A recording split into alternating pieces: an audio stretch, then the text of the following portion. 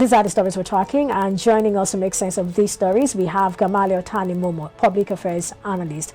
He joins us virtually. Hi, Gamaliel. Thanks for joining us today. Happy New Year to you, Perpetual. Happy New Year. Yeah, happy New Year to you too. Well, let's start with the first story, talking about the finance bill and then the provision for the Ways and Means, which the National Assembly, of course, did not assent to. Talk to us about this. What are your thoughts? That has been deferred. But what are your thoughts looking at the plea from the president? Okay, again, good morning to our listeners and Happy New Year.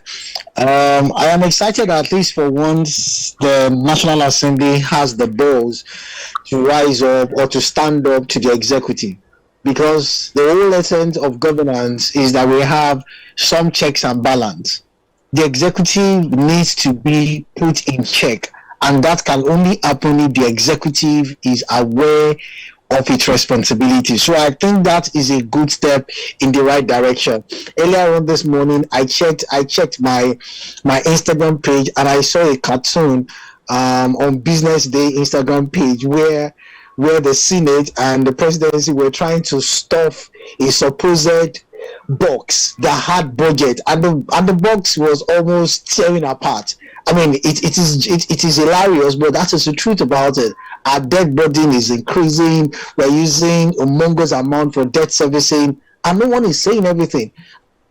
Gamaliel, if I get you correctly, you're talking about how that you like what's playing out. We do not have a situation where the National Assembly is probably just a rubber stamp arm of government. And you're also talking about the cartoon you saw and how that it was trying to depict the relationship between the government and maybe not just the government, the federal government, and of course the presidency and the National Assembly. And you're talking about how that the budget is being stuffed and all that. I'd like you to continue on that thought if you can hear me. All right, Gamaliel, I'd like you to continue that conversation. There are 4 stories we're looking at, talking about the Ways and Means. And then the president saying that if this is not approved right now, we might end up paying about 1.8 trillion naira in additional interest in 2023. Is that a source of concern for you, or what are your thoughts now? How can we, probably reach an agreement, looking at the argument from the National Assembly and then the argument coming from the president? And what's the private sector saying about this particular issue, especially the equities market?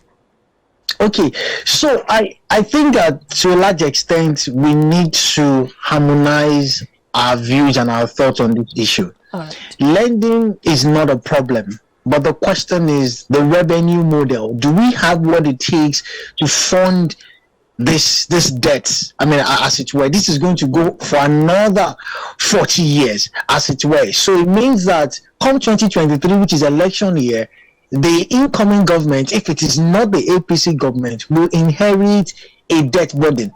And the question is, have we seen a lot about deployment of this debt? I mean, for example, I heard during the course of the week that they were still trying to even set up several agencies, and I'm saying that why are we still doing agencies when some agencies are just moribund, etc. So the equities market has not said anything. We're just resuming. I'm sure that there's going to be a reaction, but the private sector is very integral to all of this, because I'm sure that one of the things the government will do in the year is to increase is tax dragnet, and then the private sector will be forced to pay more, as it were. So those are my immediate thoughts. Lending or borrowing is not a problem, but we need to know what it is for. And I think that because the government is going by, or is going to end up by May 20-something, then government is a continuum. This should be reduced drastically. That is why I think the National Assembly can come into it. And don't forget the issue of padding. The issue of padding is a recurring decimal. So if the executive has submitted X budget, padding definitely will come in, which is my own grouse, as it were. Yes. All right, let's move up now to the second story, talking about the Railway Corporation debt servicing gulping over 200 billion naira. What are your thoughts? And we're also seeing that the revenue has tumbled. We might, of course, we definitely probably know what the cause of the tumbling is. But talk to us about this. Okay, the last terror attack on the Kaduna Abuja railroad track has caused a bit of apprehension on the part of people. So I'm not surprised that the revenues from the Nigeria Railway Corporation has declined, and I'm sure that it will decline in the years ahead until the government rises to the occasion. On the one hand, using the railway is good because it takes pressure off the road, as it were. I like it. I used it when the NLC between Oyinbo was shortling. Yes, I was still young, but I remember my dad saying it was very functional. It is good, but if we do not address the issues of insecurity or security, people will have to abandon the rail and then still go back to the road. And because that is happening, it is going to reduce the possible revenues accruable to the Nigerian Railway Corporation. So we can't eat our cake and have it. If we're talking about insecurity, insecurity has implications. Now, the Nigerian Railway Corporation is battling with revenue issues now because a lot of people have lost trust in the system. So I think a lot needs to be done. There are a lot of railway infrastructure that is going on, but beyond the railway, let us fix security along those corridors. Thank you. All right, now the bilateral relations where Buhari is promising fuel delivery assistance to Burundi. What are your thoughts on that story? That is laughable, Perpetua. That is laughable. During the week, I bought fuel at 250 naira. Some people bought more than that. I heard in some eastern part of the countries about 300 naira. So the question is, why are we penny wise, pound foolish? If the government, if Mr. President is promising Burundi, charity should begin from home. I mean, and this thing has lingered on. We all thought it was going to end, but Africa is the centerpiece of Nigeria's foreign policy. Maybe that's why he's making that promise. No, Perpetua. How can my kids be hungry and I'll be giving food to my neighbors? That is the simplest analogy. It doesn't make sense. And if all the Mr. President wants to do respectfully is to make sense, then it doesn't add up, because we have not even fixed that issue at home. There's still fuel scarcity lingering up and down, and then we are now trying to supply Burundi. What do you think is the solution to the fuel scarcity we're currently experiencing? And what exactly is the cause? I mean, we've been hearing stories here and there. What exactly is the cause, and how can it be fixed? Okay, so I think that at the core of this is a subsidy payment. So we as Nigerians must decide. It is either we stop subsidy payment and then bear the immediate pains of price increase. Now look at what happens in the privatization of the telecom sector when Obasanjo did it. I mean, it was first for the big boys because a phone went as high as 500,000 or something. And then due to the forces of demand and supply, new market players came in, prices crashed. I am an advocate that subsidy should be removed. Now, the flip side of subsidy is that prices will go up.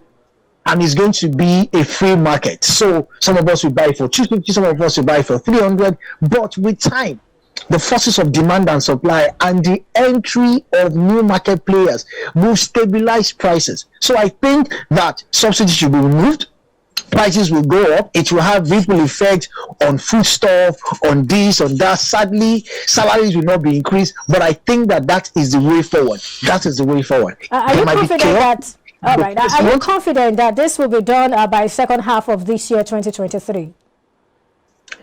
Sadly, I'm not a decision maker, and I do not even think that Mr. President has said anything about subsidy removal in his budget. So I think he, because subsidy is powerful, the people behind the subsidy are influential. So I think it's going to take a very hard stance on government to say, we are going to stop subsidy. But by that time, we'll have new people will be in charge. They'll be at the helm of affairs. And if we are to take the top 3 candidates, they've been talking about their policy statement, and some of them have also been talking about subsidy removal. So are you hopeful that they will walk the talk, or they will push the car further down the road? Yes, I am hopeful. Atiku has said that he's going to remove subsidy. Peter Obi is vehemently against subsidy. I don't know what the APC's candidate stance is on subsidy, but I'm sure about the first two. So I'm sure that by the half of this year, we would know where we are on the issue of subsidy, whether to remove it or to continue. But I think that madness needs to stop. That's a strong word there. Well, very quickly, let's go to the last story now. Cashless policy. CBN saying that cash transactions will be reduced by 2025. What are your thoughts? Well, it's an assumption, and let us wait. Market will always validate the assumption. So let us wait. By that percentage, I do not think so, because a large portion of Nigerians, particularly in rural areas, are still unbanked. I mean, look at the Empower project, for example. We still do about 13,000 naira stuff and on. So I do not think so, candidly. And I think, I hope that when the data comes out, I will be excused, because we do not have the infrastructure yet. A lot of the stuff we do is still informal. We still have to do informal. We will do things. Cash is king around here. Look at NULT, for example. Look at how much they generate in Lagos, because they need that cash to serve some other areas. Now imagine NULT now bringing card to say swipe. It will not work. Some areas in the north don't even know. They don't know anything about cards. They want to see their cash. They want to move their cash. So that is a speculation, and only the market will validate that speculation. Well, in your opinion, isn't this a good step in the right direction if Nigeria is able to achieve that feat by 2025? I agree. It's a step in the right direction, but it's not a one-size-fits-all. So we're talking about inclusion. What are the channels that will enhance inclusion? Illiteracy is still very high. A lot of people are not even aware of what the federal government is doing or what the CBN is doing. A lot of policies of assault, one step forward, several steps backward. It's a good idea, because I think we are ripe for it as the biggest economy in Africa, but our policies do not corroborate this. So we say one thing and we say the other thing. There's a lot of friction between the CBN, the Ministry of Finance, etc., etc. All of those things need to be harmonized. But if you can achieve it, it should be a thumbs up. All right, thank you so much, Gamaliel Tanimomo, for sharing your thoughts with us on the show today. Thank you, Perpetual, and Happy New Year once again. Thank you. You too.